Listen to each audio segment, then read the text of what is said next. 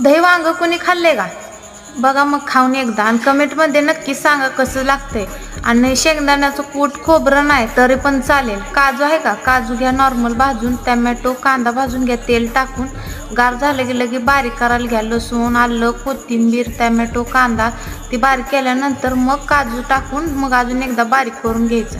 भारी लागते बरं का ही भाजी दही वांग त्याच्यात टाकून. आणि नंतर मसाले घ्या. A1 मसाला धने पावडर गरम मसाला मटण मसाल्याची पुडी टाकून आणि नंतर मातीची कढई घेतली मी तापायला ठेवली. जिरं मोहरी टाकायचं मसाला टाकायचा भाजून घेतल्यानंतर हळद तांबडं तिखट तेल टाकायचं थोडंसं अजून कमी पडलं तर तुम्हाला. नंतर दही टाकून हलवून घ्यायचं. चांगला मसाला शिजू द्यायचा आणि मग वांगं टाकायचं. मीठ टाकायचं पाणी टाकायचं शिजण्यापुरतं. भारी लागते बरं का ही भाजी. बघा मग कशी दिसते भाजी. 15 ते 20 मिनिटातच होते दही वांग.